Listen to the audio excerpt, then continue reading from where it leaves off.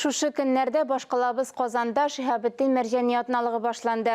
Ул Мәрҗани мәчете тарафыннан оештырыла. Иң әүвәл дин әһелләре, галимнәр, Шиһаб хәзрәтнең дәвамчылары Яңа Татар зиратында оның каберен зиярат итте. Бу хакта тулырак мәгълүмат хәбәрчеләребез язмасында. لم يلد ولم يولد ولم يكن له كفوا أحد. Шиһабетдин Мәрҗани рухына дуга кылу мәрасимен Мансур хәзрәт Җәләлетдинов алып барды. Ул бөтен дөньяга таныклы, шундый безнең шәхесебез, Шиһабетдин Мәрҗани. Без әлбәттә аның варислары тырышабыз, үзебезчә инде тырышабыз. Менә бинаны да сакларга, аның исемен йөртә торганны, чиста, пөхтә, матур булсын, шәкертләрне дә укытырга, фотларда төзергә, картлар белән дә элемтәдә, мөгалимәдә булырга, мөмкин кадәр ул кушкан эшләрне, васыятларын үтәргә тырышабыз. Әгәр үлгәч тә искә алсыннар дисәң, игелекле нәсел һәм эчтәлекле китап язып калдыр дигән борынгы акыл ияләренең берсе. Барлыгы Мәрҗани төрле өлкәгә караган 30дан артык хезмәт язган.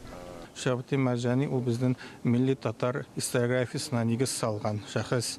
Ул беренчеләрдән булып фәнни нигезләрдә татар тарихын өйрәнә башлаган шәхес дип әйтәбез инде. Шуңа күрә без менә бу традицияны дәвам итәргә тырышабыз һәм инде аның тарихи хезмәтләрен, ислам дине нигезләренә багышланган хезмәтләрен без өйрәнергә һәм бүгенге тамашачыга җиткерергә тырышабыз инде.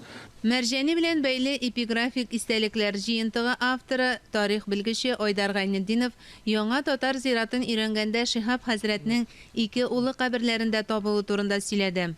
Менә Шиһабетдин Мәрҗани янына киләләр, аңа дуга кылалар, аны каберен зиярат кылалар, ләкин шунда менә берничә метр ераклыкта гына аның 2 улының кабер ташы да бар бит әле. Аны күпләр белми. Менә шушы күрәсез бит, алар суры төстә 2 кабер ташы, 2 уллары. Беренчесе аның менә зурагы Аса Махмуд дигән улы, кызганычка каршы ул яшьли вафат була. Мәрҗани бик кайгыра, аңа инде бик зур өметләр баглаган була, атасы минем юлымны дәвам итәр дип, ләкин инде менә алай булып чыкмый. Һәм менә аның икенче улы Борханетдин аның эшен дәвам итә, аның эшен дәвам итүче була. Менә шушы икенче кабер ташы Мәрҗаниның формасы буенча Мәрҗаниның кабер ташына охшаш. Айдар Гайнетдинов фикеренчә 2017 елда Мәрҗаниның кабер ташын төзекләндергәндә асыл мәгънәсен белми оен яңартканнар. Габдулла Тукаев әйткән бит Мәрҗани турында тулган ой күк балкып торган Шиһаб хәзрәт дип.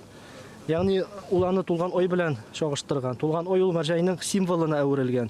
Һәм аны ул вафат булгач аңа ана шу тулган ой куйганнар. Ул шор сыман, шундый шор сыман әйбер тора иде аның өстендә, ләкин ул аны җәмәгатьчелек белән, галимнәр белән киңәшләшмичә ни сәбәпледер менә алып атканнар.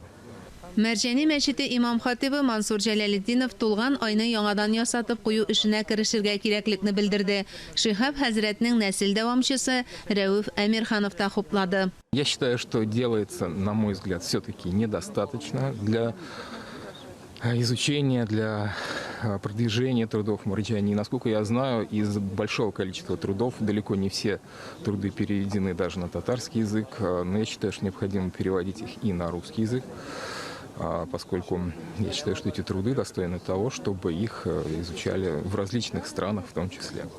Әлбәттә, бу эшләр киләчәктә исәпкә алыныр. Шиһаб хәзрәт һәм аның бакыйлыкка күчкән якыннары рухына Коръән укып зиярат итүдә мөэмин мөселманнар өчен тиеш гамәл. Мөршидә Җиһан, Ленар Хәбибуллин, Татарстан яңалыклары.